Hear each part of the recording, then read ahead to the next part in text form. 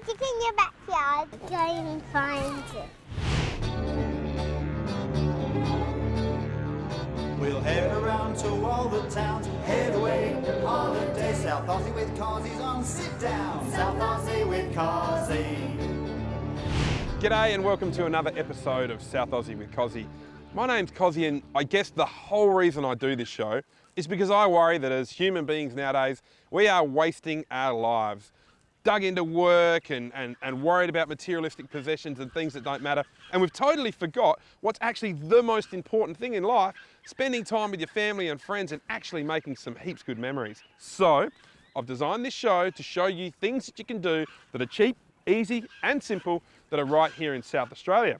Here's the other kicker. Not only will you have a good time, tourism in South Australia employs 30,000 people. So the more we holiday in our own state, the more jobs we create. Righto, let's see what's on the show. We'll see this guy almost throw a pole into the crowd at the Highland Gathering at Mount Barker. Ooh, check the face out. And I'll tell you how you could win one of 10 free holidays. But first, let's talk about something anyone travelling around South Australia should be aware of. We're here at Yamba, which is in the Riverland. And did you know the Riverland in South Australia produces $300 million worth of beautiful local produce every single year? And around South Australia, that number's close to $1 billion. But if we want to protect that industry, us as travellers need to look out for fruit fly. And this place here is a fruit fly inspection point. What do they do and why is it important to South Australia? Well, let's find out. Fruit fly is a pest that lays its eggs in fruit. And the unfortunate thing is when those eggs hatch, we get maggots in fruit. So no one wants to eat fruit with maggots in it. And so other states have to spray all their fruit to make sure this doesn't happen. We're lucky in South Australia, we're the only mainland state that doesn't have it, so we can get by without having to use those chemicals. What we're asking visitors, international tourists and members of the public is just to adhere to the rules that are there, report people that are not doing the right thing, because that's going to help us and South Australia as a region to go forward in the future and have a very successful business. Every year, the state government spends over $5 million keeping fruit fly out of South Australia and other diseases as well. But you know what? It's up to us, the travellers of South Australia, to do our bit and toe the line. If we all work together, then for years to come, South Australia can be fruit fly free, which is hard to say with a lisp. Did that look greedy? No. You know, something I'm really big on trying to educate South Australians about is the fact that don't view the Adelaide Hills as a day trip. You know, everyone's always like, I'll come up for a bit of lunch or a few drinks or whatever. Along this stretch here in the Rundle Main Street, there's over 130 shops. Chances are you've only been to 4 or 5 of them. Come up to the hills, stay the weekend and really experience it, and you won't be let down.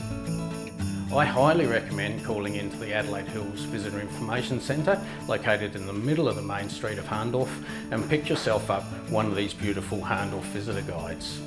Inside you'll learn a little about the history of the town, some of the things to do and see, bustling arts, retail, cafe and restaurant culture. The Adelaide Hills Visitor Information Centre is an accredited visitor centre. It's housed with the Hahndorf Academy, which is the Adelaide Hills Premium Art Gallery, and there is a German Migration Museum inside the building as well. It's a fascinating place to be. Our friendly staff at the visitor centre can help you book your accommodation, tours, car hire, and also tell you about all the lovely attractions of the Adelaide Hills. Tourism has been identified as one of our key economic drivers. We're certainly working to get our share out here in the regions of the 33,000 jobs in South Australia. It's incredibly important. And of course, we know it all starts with customer service. Hey guys, the chili prawn pizza. Thank you very much. Give someone good service, particularly for a tourist, they're going to stay longer, they're going to spend more money. And if they do that, that's new money to the area. South Aussie with Cosi. South Aussie with Cosi. Good to have your company, folks. The Adelaide Arcade viewers clip this week is a cracker. Wait till you see this. Chilling like a villain. Bruce was about to go out fishing in his boat in Port Lincoln when this seal decides to jump in the boat. Dad? Dad? Dad? Dad? Out! Out! What's he doing? He's trying to eat a sticker. Yeah. How cool is that? The seal was actually trying to eat the sticker of the fish on the boat. That's gold. Send in your photos or video and you too could star in the Adelaide Arcade viewers clip. So last night I was up in Darwin and got on the Source and my flight left at 1:35 in the morning. Can't believe I even made it. Flew back in here to Adelaide at 6 a.m. and then I come here to film. My first story is at a jolly brewery. Who could be bothered? Anyway, this one's called the Prancing Pony, so we better go and have a look. The Prancing Pony Brewery is one of the few fire breweries in the world, so all of our beers are brewed with a direct fire source under the brew kettle. The only other big commercial brewery that brews with fires is Carlsberg over in the Czech Republic. And we brew with fire the same reason why they do, and that's because you get far more flavour into your beers. We're located in the Adelaide Hills and we're just outside Mount Barker, a very short distance, just 1 minute from the Mount Barker exit, on the way to Hahndorf. This is our brewing equipment. We're a traditional 2 brew vessel brew house, so that means we have a mash tun, which is the first kettle, that's where the fire source is underneath it, and we have a lauter tun, and then we bring the beer back into the first kettle and hop it, and then it goes into the fermenters. We make a single batch at each time. We make 1,000 litres, and we make at the moment 8 different styles. We're about to launch a new one. Prancing Pony comes out of the Tolkien story, Lord of the Rings. The Prancing Pony Inn, in fact, is the only inn that appears in the Tolkien story. And when we got serious about brewing beer, we visited and lived in Ireland, and we visited the area where Tolkien wrote his story, and we thought that our brew shed looked a little bit like Middle Earth, so it seemed appropriate to use the Prancing Pony as the name for our beers. With beer, we are one of about 200 small breweries that are emerging in Australia. And just to put it in comparison to a big brewery, we make in a year what Cooper's does in a batch. We've got a bottling machine down there that does 900 bottles an hour, and we think that's really, cool. Cooper's has got one that does 1,450 a minute. We open daily from 10 to 6. Everybody can visit us any time of the day. We brew 4 to 5 times a week. So chances are when you come up here, somebody's brewing, so you can observe the brewers at work. We offer food, we match our food with the beers, and that means that you get a good appreciation as to which food goes with which beer.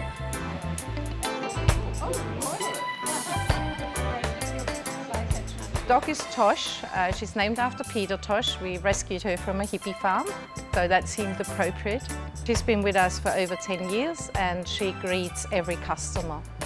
So she's been trained to do so.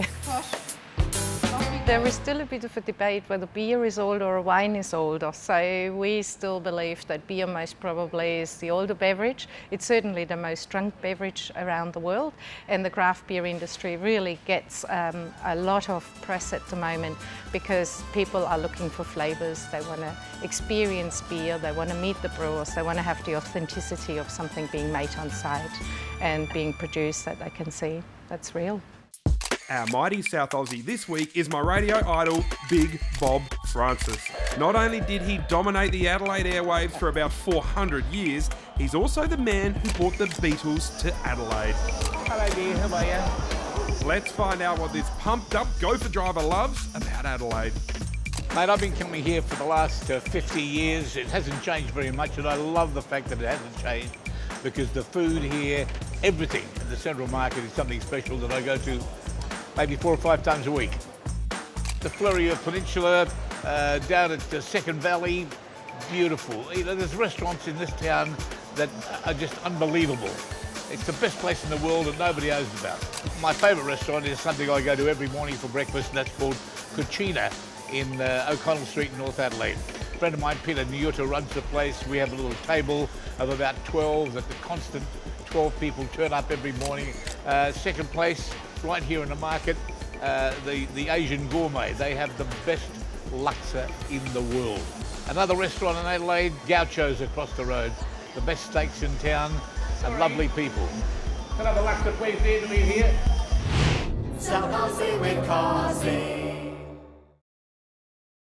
South Aussie with Cosi. Listen up, folks. We've got heaps of free holidays to give away. How's 4 nights in any Discovery Holiday Park sound? Well, you can stay in one of their fancy cabins as well. There's 6 Discovery Holiday Parks located all around SA, including Clare, Barmera, Robe, Whyalla and Semaphore. Plus, their newest park is a cracker. Discovery Holiday Park in Tanunda, Barossa Valley. This place is awesome and it's the perfect location for hanging out in the Barossa. If you win, you can choose which one of the parks you'd like to stay at. Only takes 2 seconds to enter. Jump on Facebook right now, why not? Head to the South Aussie with Cosi page and enter.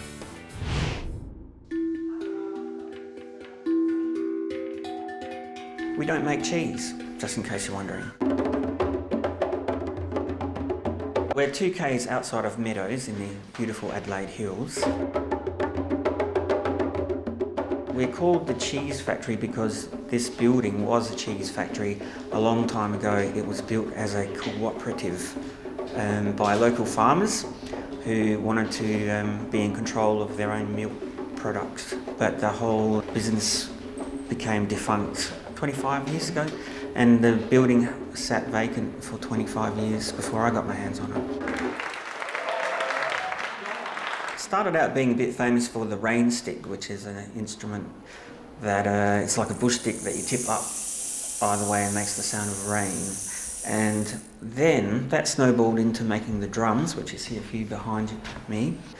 And then the songong, which is, these are actually made from 9 kilo gas bottles, and they make a sound like this.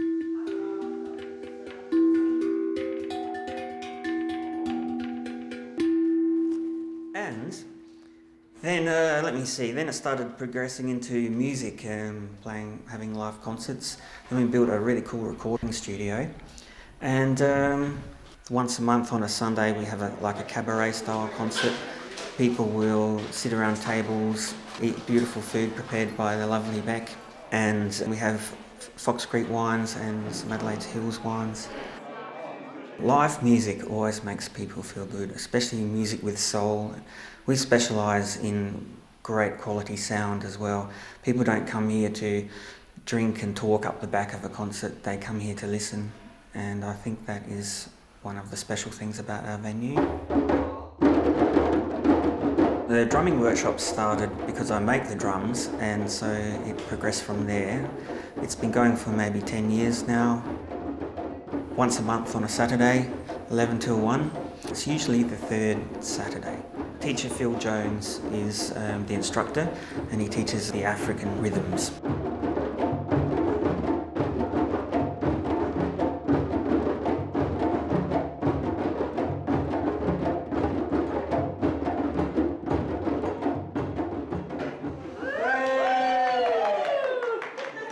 This is one of my favourite pieces in the studio. It was made in Adelaide actually in about 1935 and belonged to my partner Beck's grandmother. They were the first people in their block to get it, something like this. And no electricity required, just got to wind him up.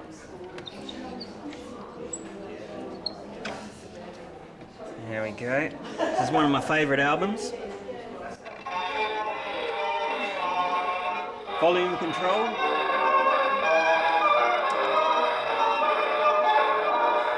So we're still dancing when the power goes out. I play the drums because it's a great release, and it's also a really nice way to share time with people without having to talk. And you can make beautiful music with just a little bit of confidence, and you don't have to study half your life at the Conservatory of Music to do it. South Aussie with Cosi.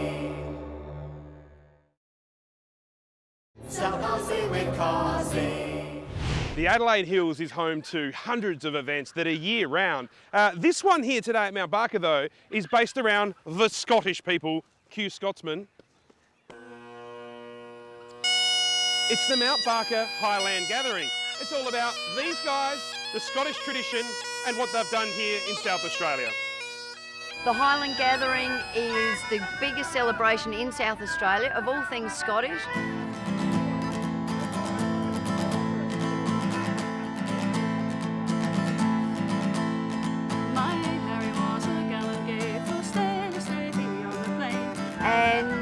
it's a great way to show off the heritage of not only those of us that are Australian, but most of us, if we look back, have got a lot of Scottish heritage behind us.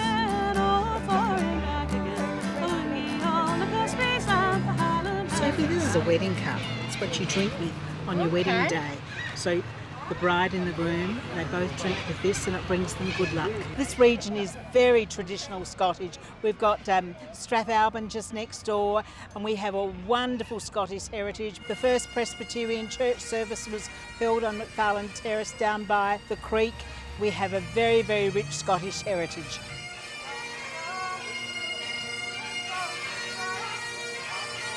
Mate, what are the rules here?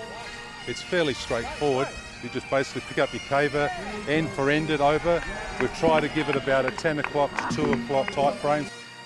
And don't step over the line and don't drop behind you, and there's no other rules other than that. It's fairly simple. There actually should be one more rule, and that's don't throw your caber into the crowd like old mate here did. Check out his face when he realises that his massive log is heading towards the children watching. That's a classic. Okay, let's just see that look of fear one more time for my own amusement. Oh, goal! Another rule should be, if you're dedicating your life to caber tossing, then maybe cut your fringe.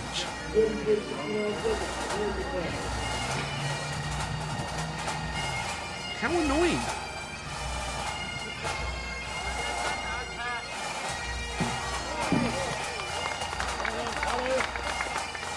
You know you love your partner if you're making the big investment of buying a double deck chair. Julie, want to grab a seat? I put the double deck chair up on my Facebook page and you guys loved it too. Don't forget to like my page if you've got a sec, and you and I could be friends. She looks nervous.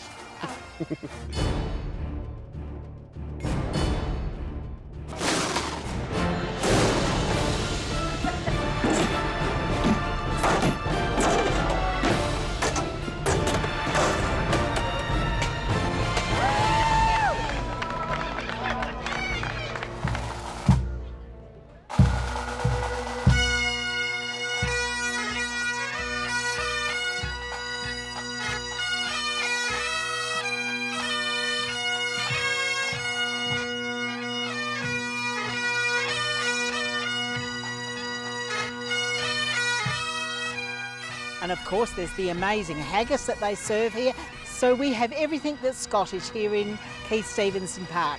His knife, see a rustic Labour Day, and kitty up with a ready slit.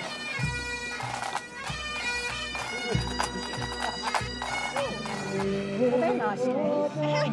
Okay, Di, for goodness sake, what are you doing here? Well, I'm feeling men's knees. What, is this a Scottish tradition or something? Well, it is now. The winner gets a bottle of whiskey and this beautiful, beautiful medal. What is it you're exactly looking for in a good knobbly knee? Well, I need texture. Yes. It's got to have good texture, a few sinews and things, lots of bumps. All right, well, good luck. Thank you.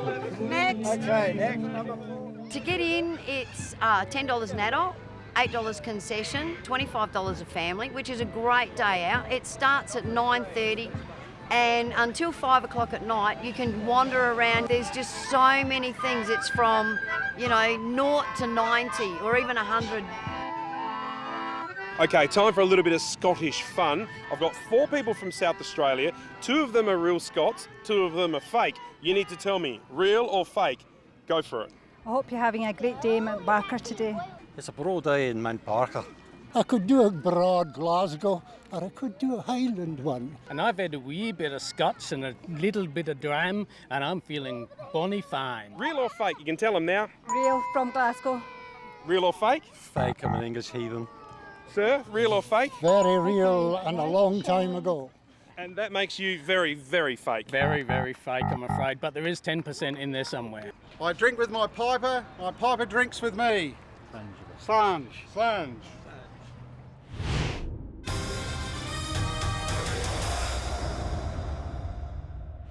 I'm I'm all about taking the road least travelled in the regions of South Australia, but also same goes when I'm here in the Rundle Mall, because over the recent years, the side lanes and streets that have opened up over this half a kilometre Rundle Mall have been awesome. These places are pumping and full of little shops you've probably never heard of.